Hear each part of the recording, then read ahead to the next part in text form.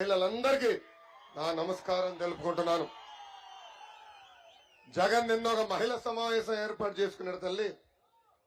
ఆ సమావేశంలో ఆయన చెప్పుకున్నాడు, ఎవరు చేయని సంక్షేమ కార్యక్రమాలు మహిళలకు చేశారంట. ఈ సభాముఖంగా జగన్ కి నేను కొన్ని సవాళ్ళు ఇస్తున్నా. సొంత చెల్లి కన్నీరు పెట్టుకున్న కారణం నువ్వు అవునా కాదా అని అడుగుతున్నా.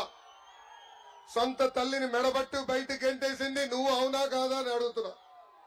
ఏకంగా ఈ రోజు సొంత చెల్లె ప్రెస్ ముందలొచ్చి నా నాన్ని చంపేసింది జగన్ ఆయన అనుచరులని చెప్పారు, అది అవునా కాదా అని ఈ సభాముఖంగా జగన్ ని నేను ప్రశ్నిస్తున్నా. మనందరం చూస్తున్నాం, షర్మిల గారు బయటకు వచ్చి మాట్లాడటం మొదలు పెట్టిన దగ్గర నుంచి ఈ వైకాపా పార్టీకి పేటీఎం కుక్కలు ఉన్నారు. వాళ్ళకి 5 రూపాయలు కొడితే చాలు అసభ్యంగా పోస్టులు పెడుతున్నారు.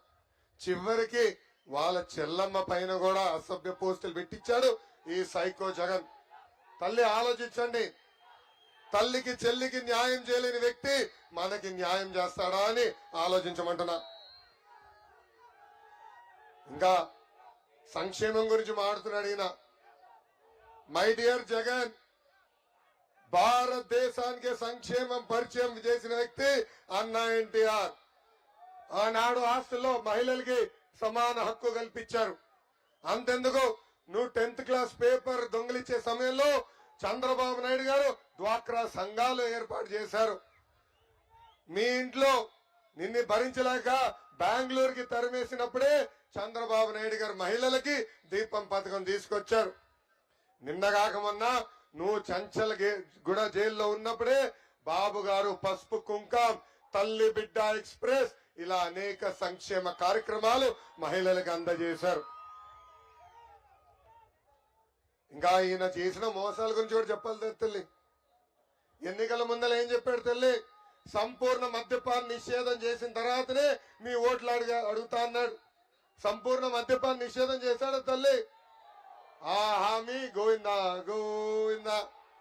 ఇంకొక హామీ ఇచ్చాడు, 45 సంవత్సరాల వయసు నిండిన ఎస్సీ ఎస్టీ బీసీ మైనారిటీ మహిళలకి పెన్షన్ ఇస్తాన్నాడు.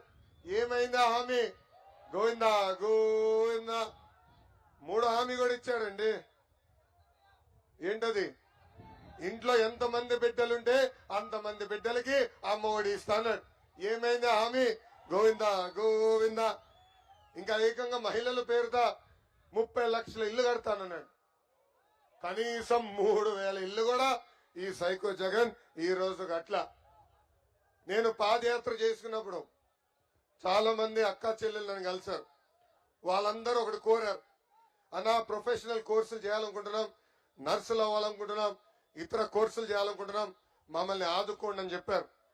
అది గుర్తించి ఈ రోజు నా తల్లి భువనేశ్వరి అమ్మ కలలకు రెక్కల పేరుతో ప్రొఫెషనల్ కోర్సులు మహిళలు చేయొచ్చు. వాళ్ళు తీసుకునే రుణాలకి ఇంట్రెస్ట్ ప్రభుత్వమే చెల్లిస్తుందని ఈ సభాముఖంగా మహిళలందరికీ నేను హామీ